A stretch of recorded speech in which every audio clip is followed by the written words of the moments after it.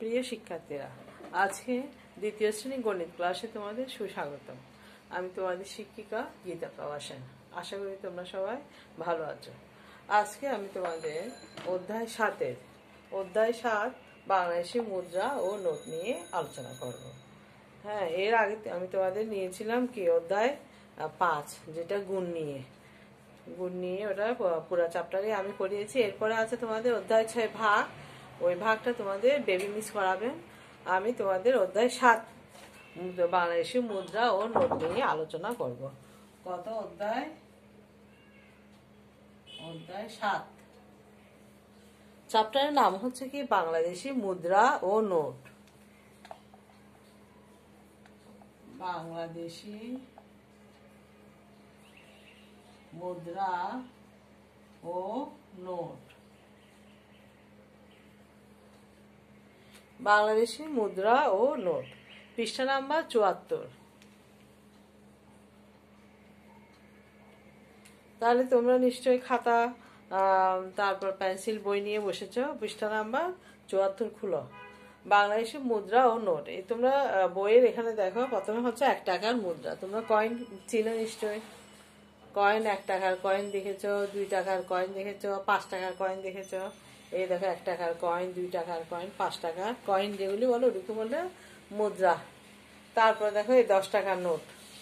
যেমন এটা 10 টাকার নোট, এই একটা 5 টাকার কয়েন আর একটা 5 টাকার নোট মিলে কি 10 টাকা।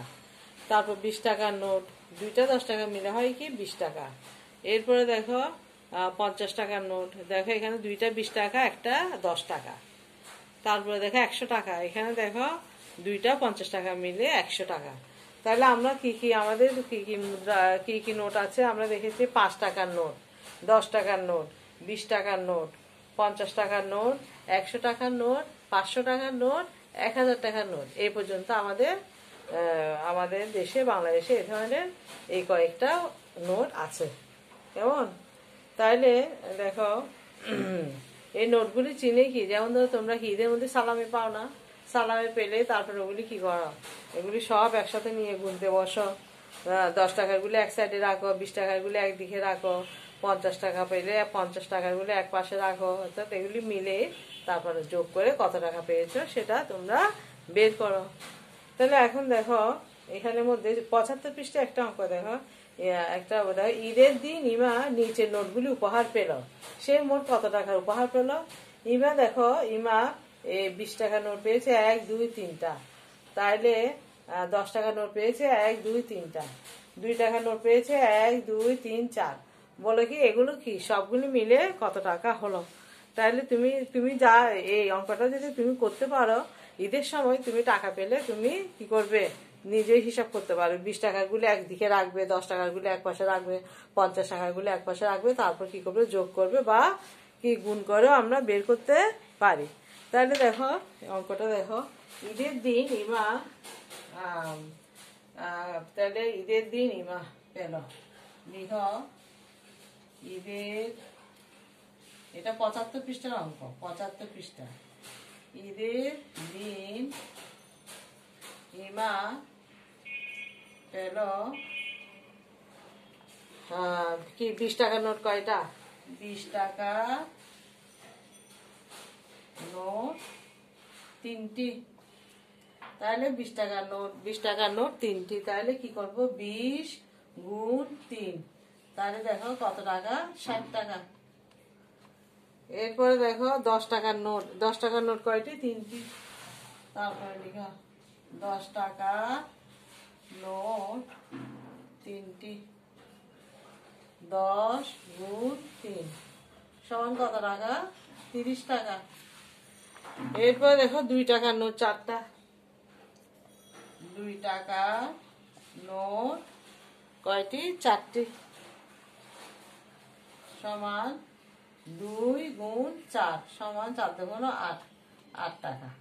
তোমরা যখন ঈদের সময় কি টাকা পাবে 20 টাকা 10 টাকার, ঠিক এই নিয়মে কি করে করে তারপর কি কত টাকা পেয়েছো সেটা বের করবে। এখন বলো, এখন দেখো, এখন বলছে কি সে মোট কত টাকা উপহার পেল? কে? ইমা। সে মানে কে? ইমা। সুতরাং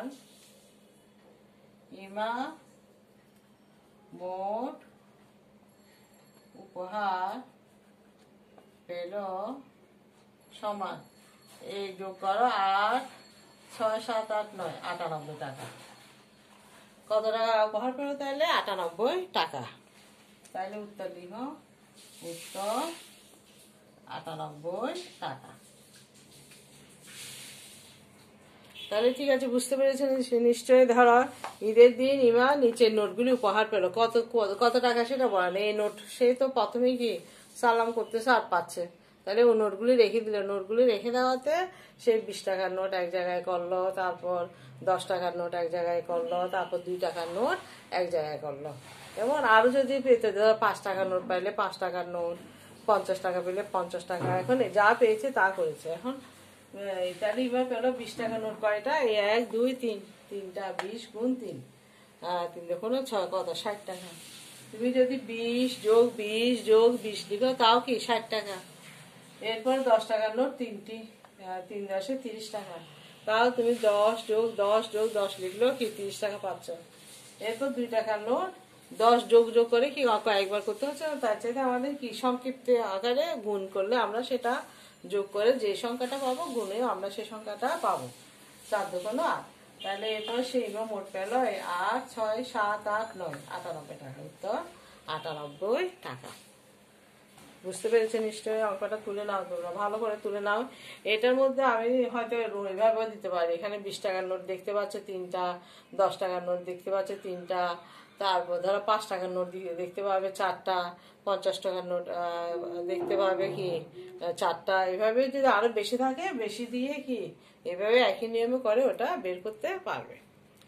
আচ্ছা, এখন দেখো বক্সের নোট দিয়ে সমপরিমাণ টাকা তৈরি করা। এখন দেখো এই বক্সের মধ্যে এখানে কিছু টাকা আছে, দেখো এখানের মধ্যে 20 টাকা, এখানে কি এই 2 টাকা আছে, কতগুলো 5 টাকা আছে, এখানে যোগ করে কত টাকা পাওয়া গেল 24 টাকা।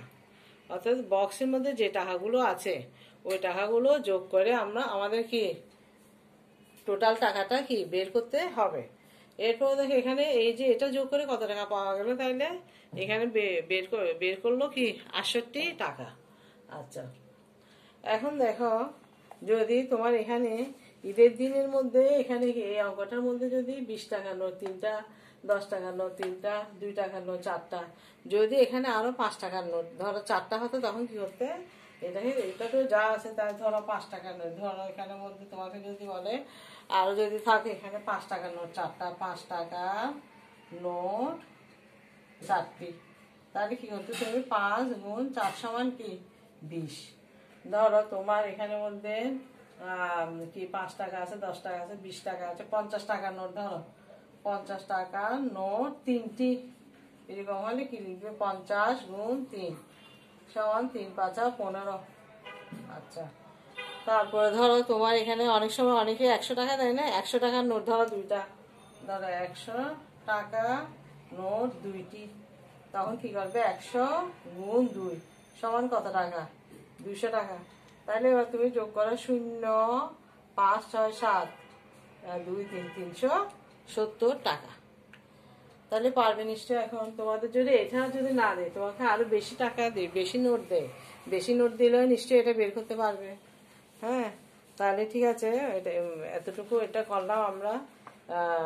আগামী দিন তোমরা এখানে এই যে ইভা 32 টাকা 1 হালি ডিম, 30 টাকায় 1 প্যাকেট চানাচুর, আচ্ছা এই 2টা অঙ্ক আমি করাবো, তোমরা SW করে রাখবে। এটা বক্সের নোট দিয়ে সমপরিমাণ টাকা তৈরি করো। তাহলে SW বক্সের নোট দিয়ে সমপরিমাণ টাকা তৈরি করো। বক্সের নোট দিয়ে সমপরিমাণ টাকা তৈরি করা। এখানের মধ্যে এখানে বক্সে যা আছে এগুলো নিয়েই তোমরা করবে। পরবর্তীতে এটা বুঝে বুঝে করবে, যাতে কি অন্য নোট থাকলেও যাতে ওটা বুঝতে পারো। তাহলে ঠিক আছে, নিশ্চয়ই বুঝতে পেরেছো নিশ্চয়ই। আজকে আমাদের কি হলো তাইলে? এটা কি করালাম যে বাংলাদেশি কি মুদ্রা ও কি নোট, বাংলাদেশি মুদ্রা ও নোট, এটা পর্ব কি 1, পর্ব 1। এটার উপর আমি আরো একটা ক্লাস নিব, তারপর তোমাদের আরেকটা ক্লাস নেওয়ার পরে আমাদের শেষ হবে কি বাংলাদেশি মুদ্রা ও নোট।